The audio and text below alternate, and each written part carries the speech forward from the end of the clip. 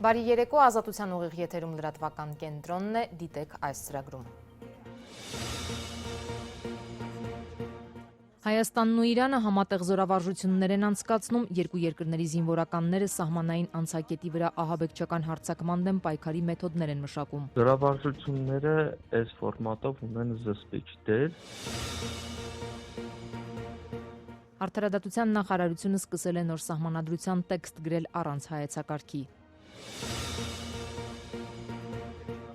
ԱՄՆ նախագահ Դոնալդ Թրամփը ողջունել է խաղաղության հաստատման ուղղությամբ Ադրբեջանի եւ Հայաստանի քայլերը։ Տեղահանված արցախցիների բնակվարձի աջակցության ծրագիրն էական կրճատելուց հետո կառավարությունն այսօր կարիքավոր համարվող մոտ 3000 ընտանիքի աջակցության նոր ծրագիր է հաստատել։ Մեզ չի գոհացնում։ Արցախցի ծերունուն գլխատած ադրբեջանցու նկատմամբ հետախուզումը դադարեցնելու Հայաստանի որոշումը միջազգային իրավունքի մասնագետները սխալ են համարում։ Կառուցապատողը սննկացել է, շուրջ 1000 ընտանիք սեփականության վկայական չի կարողանում ստանալ, կառավարություն դիմումները դեռ անպատասխան են։ Ոնց պատտվում գալիս են, ով է պատասխանը տալու հասարակ ժողովուրդ։ Միացյալ Նահանգների ու Չինաստանի միջև թափ է առնում առևտրային պատերազմը, մինչ այդ Թրամփը մյուս երկրների համար 3 ամսով հետաձգում է նոր մաքսատուրքերի կիրառումը։ Ամերիկայի Միացյալ Նահանգների նախագահ Դոնալդ Թրամփը Նովրուզի առիթով Ադրբեջանի նախագահին ուղղված շնորհավորական ուղերձում նշել է, որ ողջունում է խաղաղության հաստատման ուղղությամբ Ադրբեջանի եւ Հայաստանի ձեռնարկած քայլերը։ Թրամփը նաև նշել է, որ երախտապարտ է Ադրբեջանին ԱՄՆ գործընկեր Իսրայելի հետ բարեկամությանը այդ երկրին ցուցաբերած աջակցության համար։ Միացյալ Նահանգները հետագայում եւս կաջակցի Ադրբեջանի ինքնիշխանությանը, անկախությանն ու տարածքային ամբողջականությանը, եզրափակել է Թրամփը։ Օրեր առաջ էլ ԱՄՆ պետդեպարտամենտի էներգետիկ ռեսուրսների պետական բյուրոյի ավագ խորհրդական Էրիկ Ջեյքոբսն էր հայտարարել, որ Միացյալ Նահանգների նախագահը անհամբեր սպասում է Ադրբեջանի եւ Հայաստանի միջև երկար սպասված խաղաղության պայմանագրի ստորագրմանը։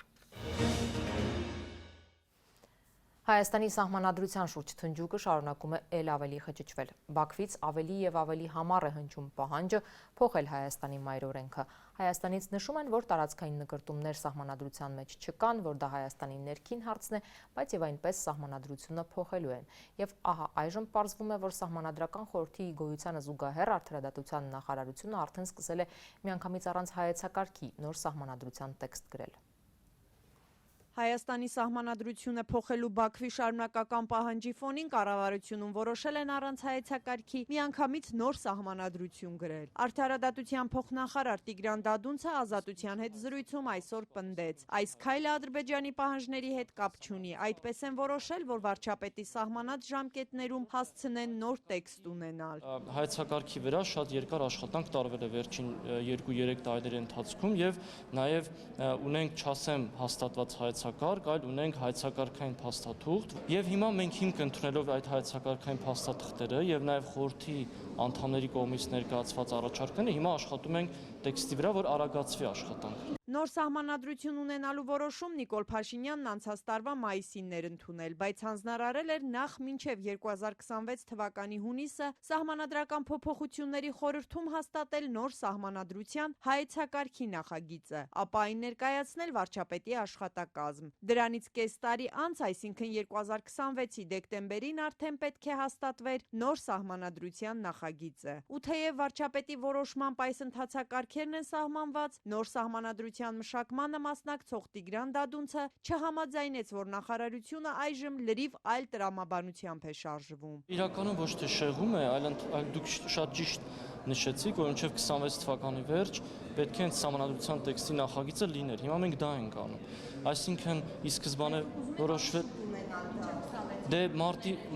մարտի մասին, երբ որ նշել է նախարարը, տեքստի նախագծի մասին է, բայց այդ տեքստի նախագիծը պետք է քննարկվի, մասնագիտական քննարկումներ անցնի, դրանք բոլորը շատ ժամանակ են տանելու եւ կարծում եմ այդ քննարկումները կարող են բերել նրան, որ մենք 26 թվականի գոնե կեսերին ունենանք այս կամ այն չափով վերջնական փաստաթուղթ։ Ընդդիմադիր Հայաստան խմբակցության պատգամավոր Արթուր Խաչատրյանը կարծում է, վարչապետ Փաշինյանի կաբինետը առանց հայեցակարգի միանգամից սահմանադրություն է գրում, որ մինչև խորհրդարանական հերթական ընտրությունները, այսինքն 2026 թվականի հունիսը, իշխանությունը այն դնի հանրաքվեի։ Փաշինյանը Ադրբեջանի թելադրանքով կգրի այդ տեքստը, այնուհետև կգնա բոլոր հնարավոր եւ անհնար ճնշումների, կեղծիքների, խարդախությունների, սպառնալիքների, շանտաժի, որպեսզի այդ տեքստը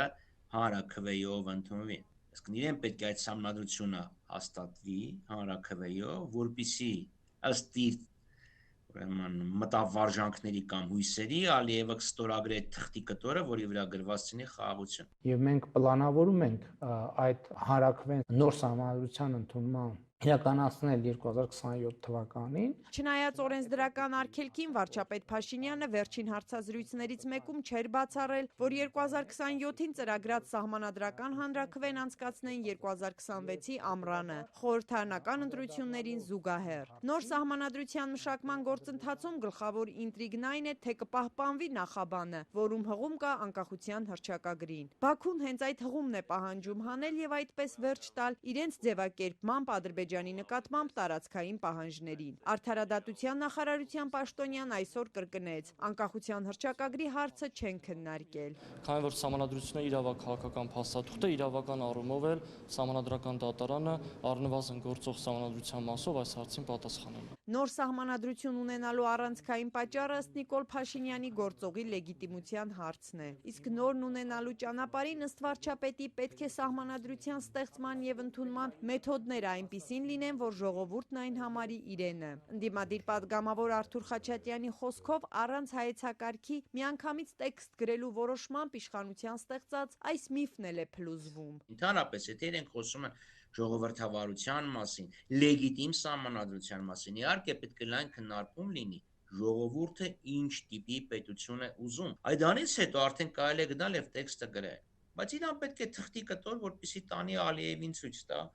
Ալիևի դաբրոն ստանա, դնի հանրաքվե։ Հայեցակարգ չի լինի, բայց արդարադատության փոխնախարարը վստահեցրեց, թե նոր սահմանադրության նախագիծը կքննարկեն հանրության հետ։ Ու թեև նոր սահմանադրության տեքստն արդեն գրվում է, փոխնախարարը չուներ եւս մի կարևոր հարցի պատասխան. ինչ հիմնարար փոփոխություններ են լինելու նոր մայր օրենքում։ Բայց այս պահին ասել, թե ինչն է փոխվում,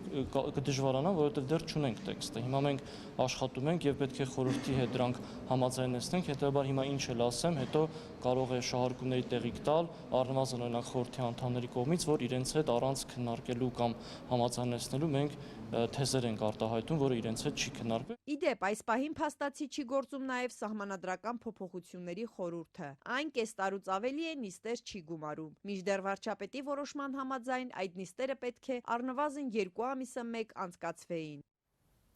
Հայաստանն ու Իրանը առաջին անգամ համատեղ զորավարժություններ են անցկացնում յուրաքանչյուրն իր սահմանին։ Երկու երկրների զինված ուժերի հատուկ նշանակության ստորաբաժանումները պայմանական ահաբեկչական խմբերի հարձակումը չեզոքացնելու գործողություններ են կոորդինացնելու։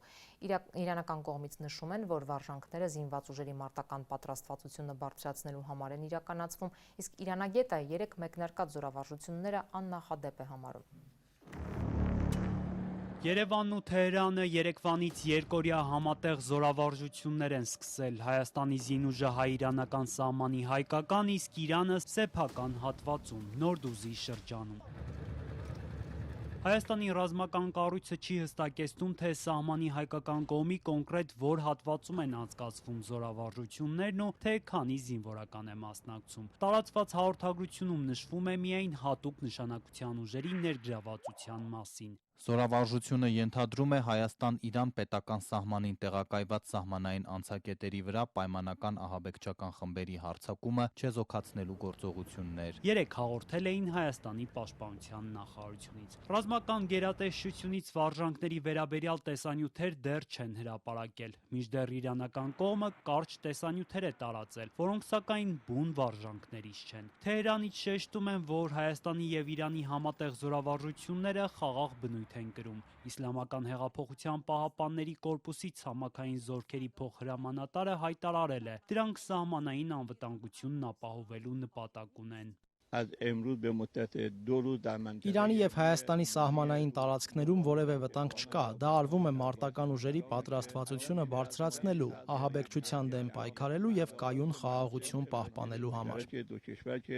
Իրանցի բարձրաստիճան զինվորականը միևնույն ժամանակ շեշտել է երկու երկրների սահմանային տարածքները ռազմավարական նշանակություն ունեն։ Վալիոլլահ Մանիի ձևակերպմամբ հաշվի առնելով այն զգայուն դիրքը, որ տարածաշրջանը զբաղեցնում է։ Այսպես կոչված Զանգեզուրի միջանցքը ուժով բացելու Բաքվի պարբերական սպառնալիքների ֆոնին Թեհրանը բազմիցս հայտարարել է, Իրանն աջակցում է տարածաշրջանի երկրների տարածքային ամբողջականությանը եւ դեմ է ցանկացած միջազգային սահմանի փոփոխության։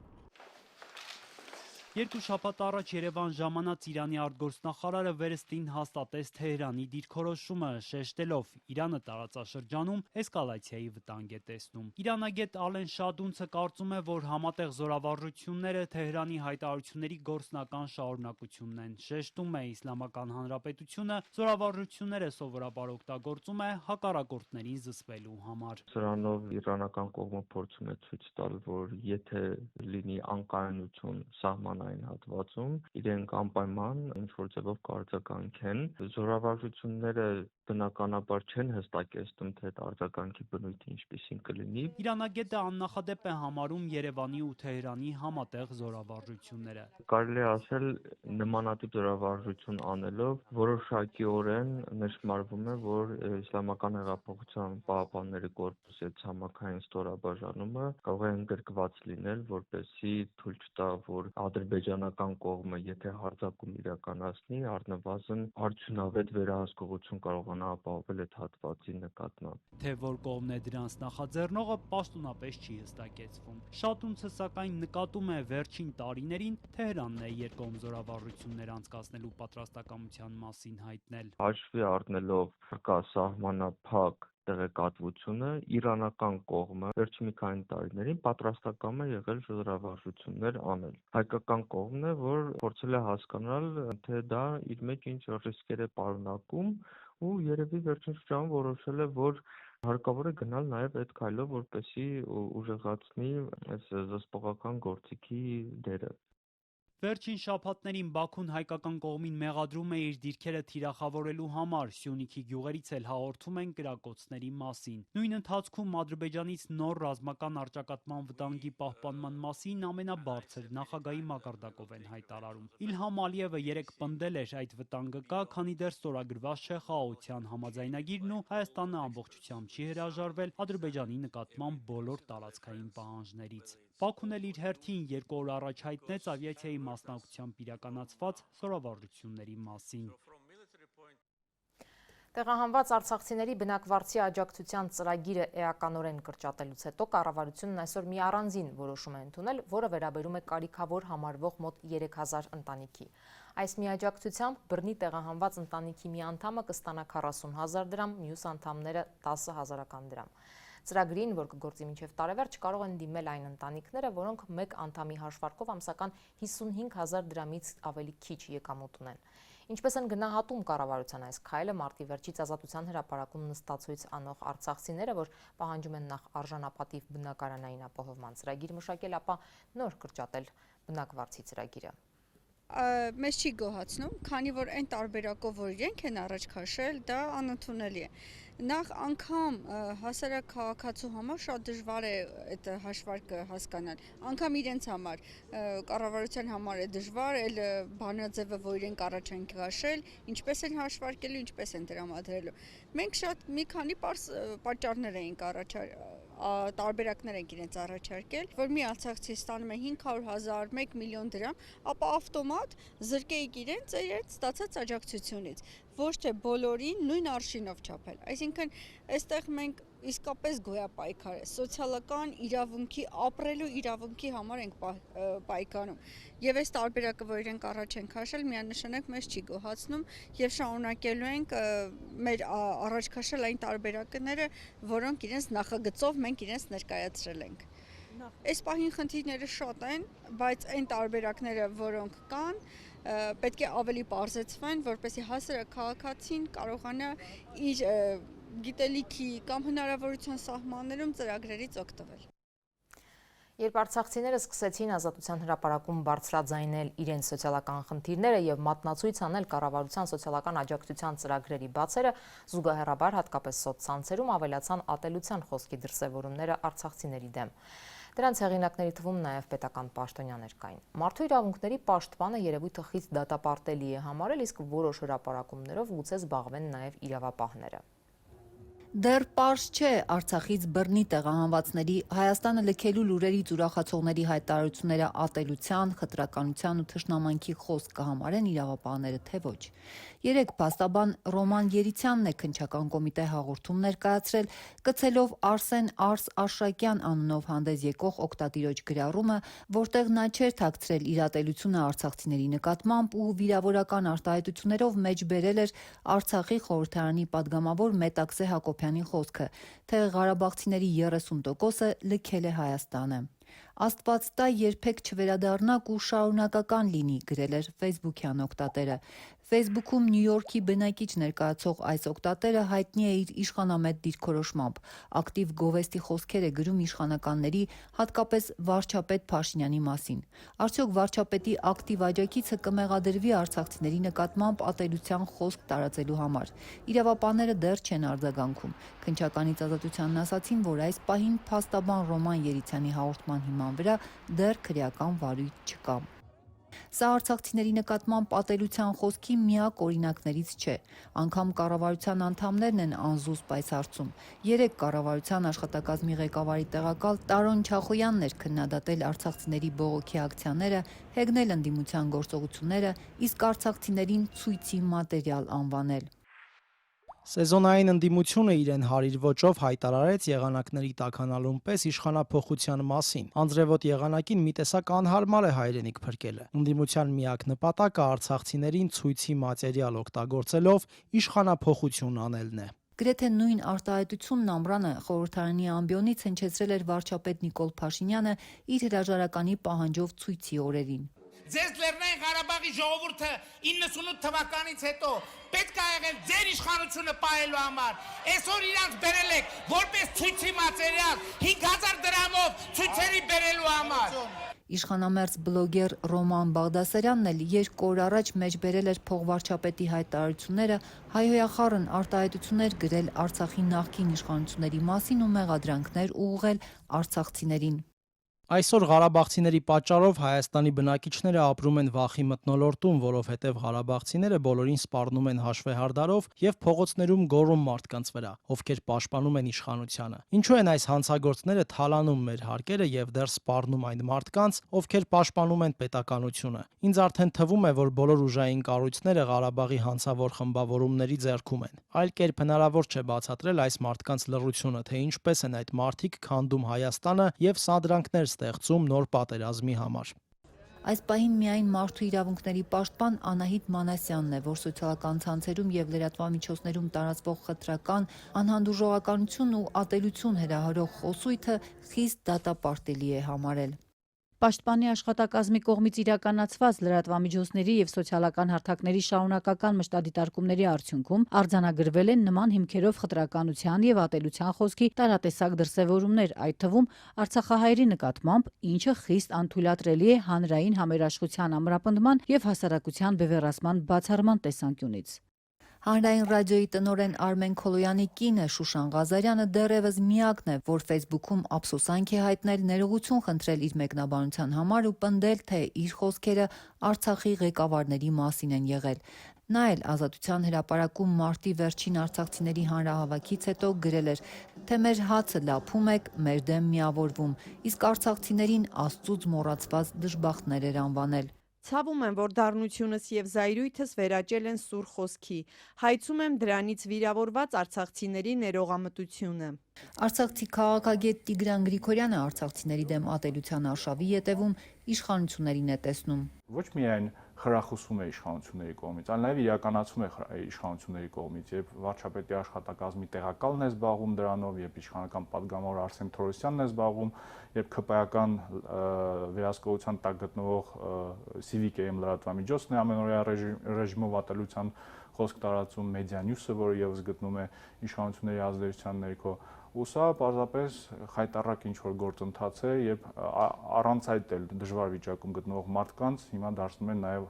ատելության խոսքի թիրախ։ Արցախցիների դեմ այս արշավը խորացավ հատկապես վերջին 10 օրերին, երբ նրանք դուրս եկան ակցիաների, բողոքելով ապրիլի 1-ից 40,000 + 10,000 դրամ սոցիալական աջակցությունը էականորեն կրճատելու կառավարության որոշման դեմ։ Արցախցիների իրավունքների պաշտպանության նախաձեռնող խումբը մարտի 29-ից նստացույց է անցկացնում Ազատության հրապարակում։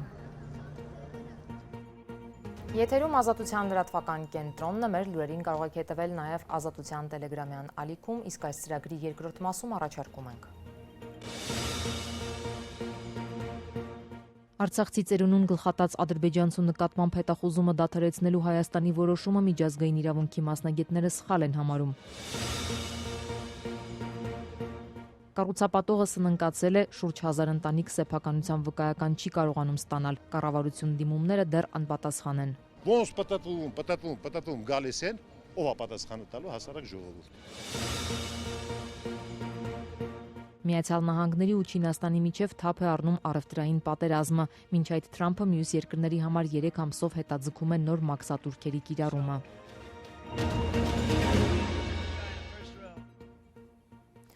Արցախցի ծերունուն գլխատած ադրբեջանցու Քամիլ Զեյնալիի հետախուզումը դադարեցված է։ Այդ մասին ադրբեջանական լրատվամիջոցներով օրերս հայտնել է ինքը Զեյնալին, ապա նաև հաստատել են Հայաստանի իրավապահ կառույցները, պատճառաբանելով, որ Հայաստանն ու Ադրբեջանը 2024-ին վերահաստատել են 17 տարի առաջ ձեռք բերված մի պայմանավորվածություն։ Մասնավորապես հղում են անում 2007 թվականին ձեռք բերված եւ հանրությանը անհայտ մի պայմանավորվածության, ըստ որի Ադրբեջանն ու Հայաստանը ԱՊՀ երկրների տարածքում դադարեցնում են կամ չեն հայտարարում միջպետական հետախուզումներ միմյանց քաղաքացիների նկատմամբ։ Դաժան որի համար հայկական կողմը մեղադրում էր Զեյնալիին, տեղի է ունեցել 44-օրյա պատերազմի ընթացքում Հադրութում։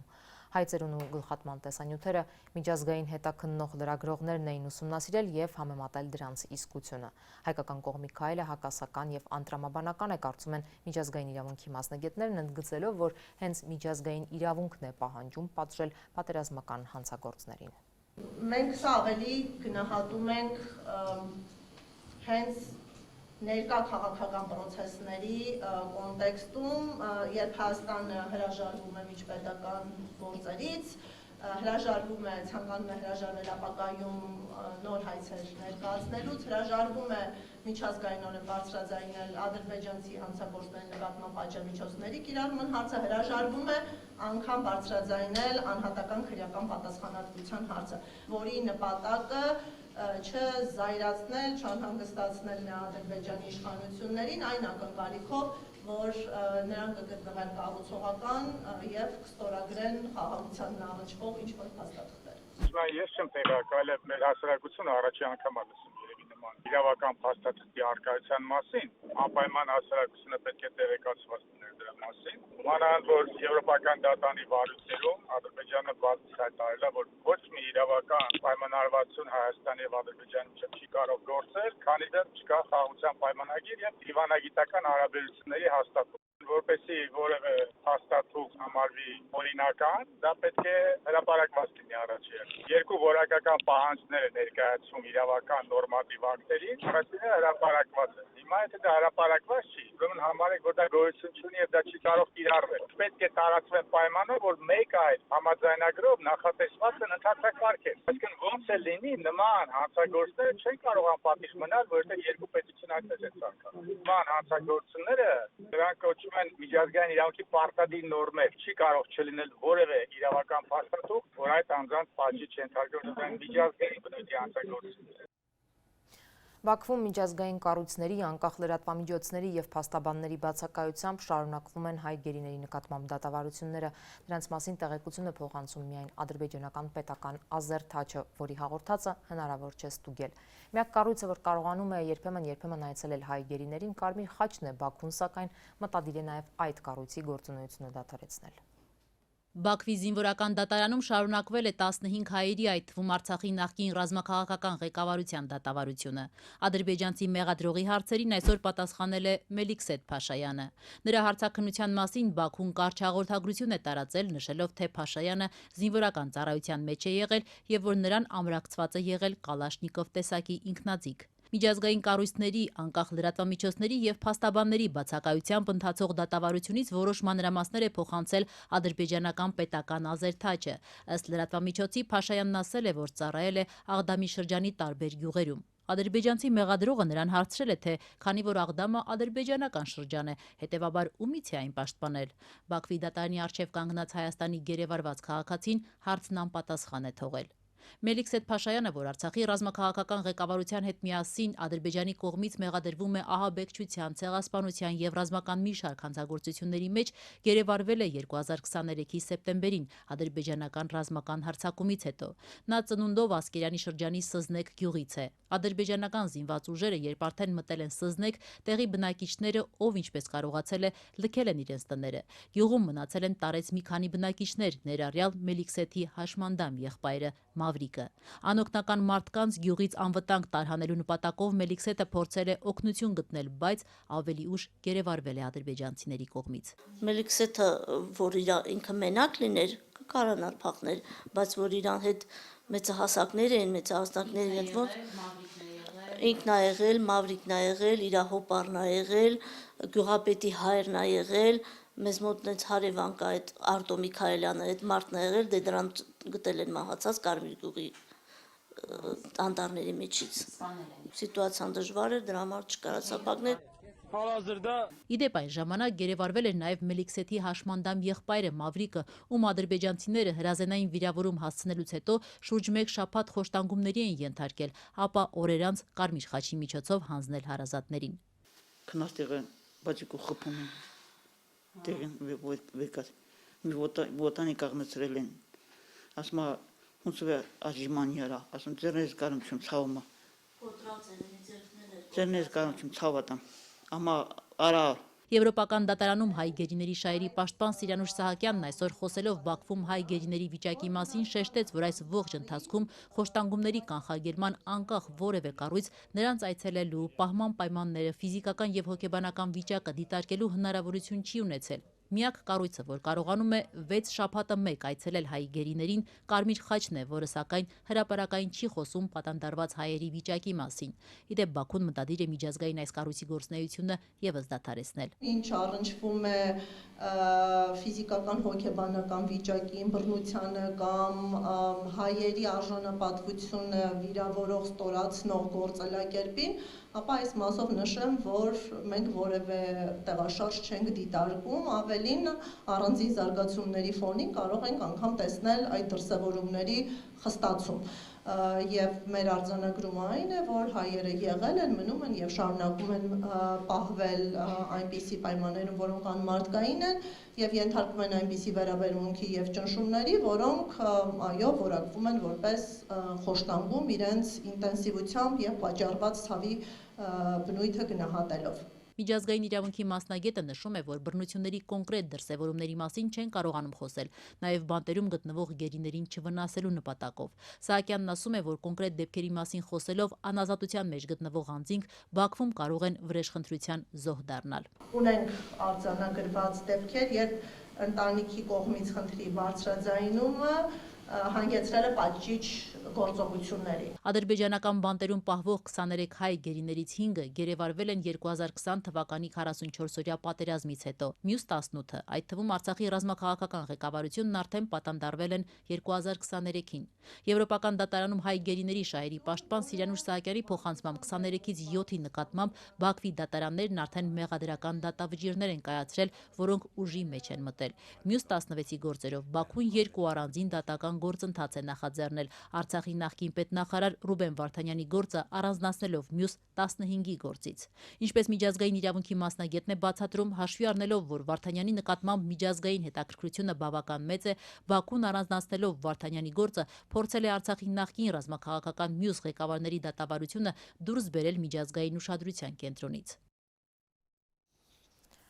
Միկոյան փողոցի ավելի քան 1000 բնակարան ունեցող նորակառույց համալիրի բնակիչները հիմա բարդ իրավիճակում են հայտնվել։ Կառուցապատողը սնանկացել է սեփականության վկայականներն այդպես էլ չհանձնելով։ Բանկը հիմա պահանջում է բնակիչներից փաստացի նորից գնել սեփական բնակարանները։ Բնակիչները կառավարությանն են դիմել հարցը արդարացի լուծելու համար, բայց դեռ արդյունք չկա։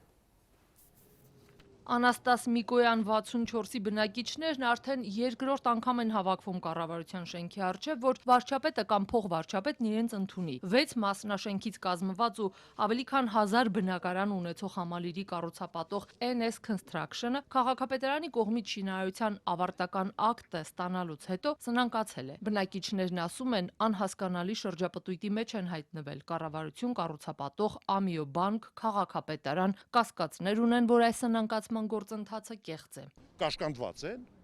եթե Հայաստանի կառավարությունը այս ուժային կառույցներով մի հատ կառուցապատողի դեմ է կաշկանդված, ասում եմ ողբան վիճակը։ Ուրիշ ինչ ասեմ։ Կառուցապատողի սնանկությունից հետո սեփականության վկայականներ չեն կարողանում ստանալ։ Դժգոհում են նրանք ու շարունակում բանկից ասել են, եթե ուզում եք ստանալ ձեր սեփականությունը, ապա վճարեք կառուցապատողի պարտքն ու տները գրավից հանեք։ Բնակիչներից Հայկ Սմբատյանը թվերն է ներկայացնում։ Ամիո բանկը 21.5 միլիարդ վարկային պարտավորությունը բաժանել է բնակելի համալիրում արկա բնակարանների քառակուսի մետրերի վրա, ստացել է 1 քառակուսի մետրի հաշվարկով 206,000 դրամ։ Այսինքն բնակիչներին պարտադրվում է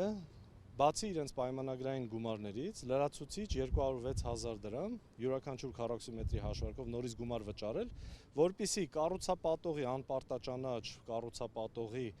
վարկային պարտավորությունների դիմաց մեր բնակարանը, մեր գույքը չգրավադրվի, չմնա բանկում որպես գրավի առարկա։ Ինչու է հիփոթեքային վարկ տրամադրած Ամիո բանկն իրենց ասում 1 քառակուսի մետրի համար լրացուցիչ 206,000 դրամ վճարեն, որ իրենք տները գրավից հանեն։ Հարցնում են բնակիչներն ու տարակուսում։ Մի հատ էլ այդ տունը մի հատ էլ առնենք, թե ոնց անենք, ինչ անենք։ Ամիո բանկը որոշել է։ Ամիո բանկ գնա կառուցապատողին, կայերնա, զեյթուն, մեյթուն 20 հատ բետոնամեշալ կա, ունի գնա վերցրու տար, քո պարտքերը փակի։ Եկել ես փողը տված, առած գույքը, մի հատ էլ բան եմ դրել։ Այս օրենքի բացերից է, էլի։ Ոնց պատտվում գալիս են, ով է պատասխանը տալու հասարակ ժողովուրդը։ Ամիո բանկից այսօր օրվա երկրորդ կեսին պատասխանեցին մեր զանգերին, խոստացան քննարկել ու նորից կապվել մեզ հետ։ Պայմանով, որ այդ դեպքում արդեն հարցերը գրավոր ուղարկենք, սպասում ենք այդ զանգին։ Իսկ կառավարության առջև հավաքված բնակիչները նաև պնդում էին, Ամիո բանկն իրենցից շատերի հիփոթեքի գումարը սառեցնելու փոխարեն ամբողջությամբ փոխանցել է կառուցապատողին։ Դա այն դեպքում, երբ դեռ սեփականության վկայականներն ու շահագործման ակտը չկա։ Բնակիչները տեղեկություններ ունեն, որ սնանկացած կառուցապատողի հետ փոխկապակցված այլ ընկերություններ Երևանում նոր շենքեր են կառուցում։ Այդ նույն սնանկ ճանաչվածը NS-ն է։ Հիմա ուրիշ անունով KR Զեյթուն Երևան կառուցապատողը Զեյթունի կերամամարացի տարածքում 6 մասնաշենք է սարքում։ Էլի շինարարական աշխատանքներն անում է KR։ Էլի շրջանցումներով, քույր ձեռնարկություններով, ինչ որ ձևով պատտվում է, աշխատում է, անում է։ Մեկ էլ Ֆիրդուսի փողոցում կառուցապատում է անում, նույն այդ KR-ը, հարց, այսինքն ոնց կարա լինի սնանք ճանաչվածը շատ հզոր էլ կառուցապատումներ է անում, ու սրա դեմը առնող չկա։ NS Construction-ի ամենախոշոր բաժնետերը ըստ պետական ռեգիստրի Այդա Հովհաննիսյանն է, նրան է պատկանում ընկերության 62.5%-ը, իսկ KR Construction-ը պատկանում է Կարեն Կարախանյանին, ով ըստ հետքի հետաքննության Այդա Հովհաննիսյանի ամուսնու եղբայրն է։ Կոտրած տաշտակի առջև կանգնած բնակիչներն ամիսներ շարունակ փորձում են կառավարության օգնությամբ իրենց խնդիրը լուծել։ Ասում են 4 ամիս առաջ փոխվարչապետ Տիգրան Խաչատրյանի աշխատակազմում վարչապետի հանձնարարությամբ իրենց հարցով աշխատանքային խումբ է ստեղծվել, բայց այդ ընթացքում կառուցապատողը սնանկացել է, իսկ իրենց ոչ ոք այդ հանձնաժողովից հանդիպման երբևէ չի հրավիրել։ Այս ինչպես է տեղի ունենում այս ամեն ինչը, արդյոք Հայաստանի Հանրապետության քաղաքացիները որևէ ձև պաշտպանված չեն երկրի կառավարության կողմից, ասենք ակնհայտ մեզ թողել են մենակ կառուցապատող, բանկ, քաղաքապետարան, այդ ինչ որ հանցավոր սխեմայի մեջ, հանդիպումը որ պահանջում ենք փոխվարչապետի հետ, նաև ներկայացնելու ենք բոլոր այն փաստերը, որոնք առնվազն հիմք են վարույթ նախաձեռնելու համար, բայց պետք է հասկանանք, թե ինչ կաշկանդվածություն ունի մեր կառավարությունը, ինչ կաշկանդվածություն ունեն իրավապահ մարմինները, որ նմանատիպ գործողությունների չեն գնում։ Կառուցապատող NS Construction-ը եւ փոխկապակցված KR ընկերությունը մեկնաբանություններ չեն տալիս, թեև բազմիցս դիմել ենք, իսկ կառավարությունում այսօր բնակիչներին ոչ ոք չընդունեց։ Գործադիրից ազատությանը փոխանցեցին, առաջարկել են հարցերը գրավոր ներկայացնել։ Բնակիչները հիշեցնում են, ծավալուն նամակ արդեն մեկ անգամ ուղարկել են վարչապետին։ Այն ուղարկվել է քաղաքապետարան, իրավապահ մարմիններ, բայց դեռ քրեական գործ չկա հարուցված։ օրինական ճանապարհներով լրիվ ընթացակարգերը գնացել է, ոչ մի լուծում, ոչ մի պատասխան։ ՄԱԿ-ին դիմենք, ՆԱՏՕ-ին դիմենք, ինչ անենք, միակ ելքը կամուրջ Դավիթ Հաշենի կամուրջը պետք է փակվի, Եղվարդի խճուղին փակվելու է։ Բնակիչներից Հայկ Սմբատյանը վստահ է, կառավարության լռությունը կկոտրվի, եթե Երևանում կառուցապատողներից տուժած բոլոր բնակիչները համախմբվեն։ Եվ վերջում տեսնենք ինչ է կատարվում Հայաստանից դուրս։ Միացյալ Նահանգների և Չինաստանի միջև թափ է առնում առևտրային պատերազմը։ Երկու երկրները միմյանց ապրանքների համար հսկայական, չլսված մաքսատուրքեր են սահմանել։ Չինաստանը նաև բողոք է ներկայացրել առևտրի համաշխարհային կազմակերպություն։ Մինչ այդ մյուս երկրների վրա դրված մաքսատուրքերը Միացյալ Նահանգները հետաձգել է 3 ամսով։ Այս լուրը փոքր-ինչ կայունացրել է ցնցումներ ապրող ֆինանսական շուկաները։ Երեկվա անկումից հետո ասիական ֆինանսական շուկաներն այսօր սկսել են վերականգնվել, եվրոպականները ոչ ամբողջությամբ։ Սա հետևեց ԱՄՆ նախագահի հայտարարությանը, որով Դոնալդ Թրամփը 90-օրյա դադար հայտարարեց բարձր մաքսատուրքերից տուժած երկրների համար։ Միաժամանակ Միացյալ Նահանգների եւ Չինաստանի առևտրային պատերազմը շարունակվում է եւ ել ավելի խորանում։ Այսօր ուժի մեջ է մտել Չինաստանի 84% փոխադարձ մաքսատուրքն ԱՄՆ-ի նկատմամբ։ Վաշինգտոնը երեկ իր հերթին չինական ապրանքների համար սահմանած մաքսատուրքը հասցրել էր 125%-ի։ Չնայած դրան Սպիտակ ղեկավարը երեկ գովաբանել է Չինաստանի նախագահին, ասելով, որ Սի Ցինպինը խելացի մարդ է, ապա վստահություն հայտնել, որ ինչ-որ պահի կհաջողվի գործարք կնքել նրա հետ։ Նա իմ ընկերն է, նախագահ Սին ինձ դուր է գալիս, հարգում եմ նրան, բայց նրանք ճիշտ չեն վարվել մեր երկրի հետ։ Այս ֆոնին Չինաստանը եւս մեկ բողոք է ներկայացրել առևտրի համաշխարհային կազմակերպություն, նշելով, որ մաքսատուրքերի բարձրացումը հերթական սխալ քայլն է, ապա Թրամփին մեղադրել է Պեկինին ահաբեկելու համար։ Չինաստանը նաև վստահեցրել է, որ կպաշտպանի իր իրավունքներն ու շահերը կազմակերպության կանոններին համապատասխան։ Չինաստանի արտգործնախարարության խոսնակն իր հերթին հայտարարել է, որ ԱՄՆ մաքսատուրքերը Չինաստանին չեն կարող վախեցնել։ Պեկինը կպայքարի մինչև վերջ եւ թույլ չի տա, որ ոտնահարվեն իր ժողովրդի շահերը կամ խարխլվի առևտրային համակարգը, ասել է Լինցզյանը։ Նա ընդգծել է, որ Միացյալ Նահանգները գործում է եսասիրաբար եւ մաքսատուրքերը որպես զենք է օգտագործում Չինաստանին առավելագույնս ճնշելու համար, ինչն անընդունելի է։ Դա Չինաստանի հետ վարվելու ճիշտ ճանապարհը չէ։ Եթե ամերիկյան կողմը իսկապես ցանկանում է խոսել, ապա պետք է դրսևորի հավասարության, հարգանքի եւ փոխադարձության վրա հիմնված վերաբերմունք։ Սպիտակ տան ազգային տնտեսական խորհրդի տնօրենն ասել է, որ Միացյալ Նահանգների վարչակազմն այս պահին քննարկում է մաքսատուրքերի շուրջ գործարքի վերաբերյալ 15 երկրի առաջարկ եւ մոտ է 2-ի ստորագրմանը, թեև չի նշել, թե որ երկրների մասին է խոսքը։ Քևին Հասետն ասել է, որ 2 ամսից ավելի կպահանջվի բոլոր գործարքներն ավարտին հասցնելու համար։ Մենք ակնկալում ենք, որ առաջիկա 3-4 շաբաթվա ընթացքում համաշխարհային առաջնորդների բավականին մեծ հոսք կլինի դեպի Սպիտակ տուն։ Եվրոպական միությունը, որը երեկ եւս պատասխան մաքսատուրքեր սահմանեց Միացյալ Նահանգների նկատմամբ, այսօր ողջունել է 90-օրյա դադարի մասին Թրամփի որոշումը։ Եվրոպական հանձնաժողովի նախագահը նշել է, որ ցանկանում են հնարավորություն ստեղծել, որպեսզի բանակցությունների միջոցով կարգավորվի հարցը։ Ուրսուլա ֆոն դեր Լայենը սոցցանցում գրել է, որ այդուհանդերձ բոլոր տարբերակները մնում են սեղանին, այդ թվում պատասխան մաքսատուրքերը։ Եթե Վաշինգտոնի հետ բանակցությունները հաջողությամբ չավարտվեն, մեր պատասխան քայլերը ուժի մեջ կմտնեն։ Հետագա պատասխան քայլերի պատրաստական աշխատանքները շարունակվում են։ Եվրամիության քաղաքականության հարցերով խորհրդատու Յոհան Վեյքն ասում է, որ Թրամփը Եվրոպական միությանն ահաբեկում է, քանզի շատ լավ գիտի, որ դաշինքը մեծ հաշվով այլընտրանք չունի։ Ըստ նրա, ԱՄՆ-ն ցանկանում է, որ Եվրոպական միությունն ավելի թույլ լինի։ Արդյոք Դոնալդ Թրամփը հասկանում է, որ եթե մաքսատուրքեր է սահմանում, ապա ներմուծողները մեծածախ ու մանրածախ վաճառողները բարձրացնում են գները, քանի որ դա հարկ է եւ դա վնասում է սպառողին Միացյալ Նահանգներում, ինչպես նաեւ ամբողջ աշխարհում։ Տնտեսական վերլուծաբանները միանշանակ դրական են գնահատում մաքսատուրքերի գործողությունը կասեցնելու Թրամփի որոշումը, միաժամանակ շեշտում, սա դեռ չի նշանակում, որ ամեն ինչ կարգավորված է։ Ավտոմեքենաների, պողպատի եւ ալյումինի ներմուծումն ԱՄՆ դեռ ենթակա է 25% մաքսատուրքի, որը հաջորդ ամսվանից կտարածվի նաեւ ավտոպահեստամասերի վրա։ Բացի դրանից 10% համընդհանուր մաքսատուրքը, որ Թրամփը ավելի վաղ սահմանել էր գրեթե բոլոր պետությունների համար, դեռ շարունակում է ուժի մեջ լինել։ Չինական ընկերություններն անցյալ տարի Միացյալ Նահանգներում մոտ $440 միլիարդ ապրանք աշխատանք են վաճառել, մոտ 3 անգամ ավելի, քան ամերիկյան ընկերություններն են վաճառել Չինաստանում։ Դա ենթադրում է, որ ավելի բարձր մաքսատուրքերն ավելի մեծ հարված կհասցնեն չինական բիզնեսին, սակայն Չինաստանի 84% մաքսատուրքերը եւս էապես կազդեն ԱՄՆ-ի վրա, ընդ որում տարբեր ոլորտներում։ Բարձր մաքսատուրքերն 90 օրով կասեցնելու Թրամփի որոշման ֆոնին ամերիկյան Goldman Sachs խոշորագույն ներդրումային բանկը վերանայել է ԱՄՆ-ում հնարավոր ռեցեսիայի մասին կանխատեսումը 65%-ից իջեցնելով 45%-ի։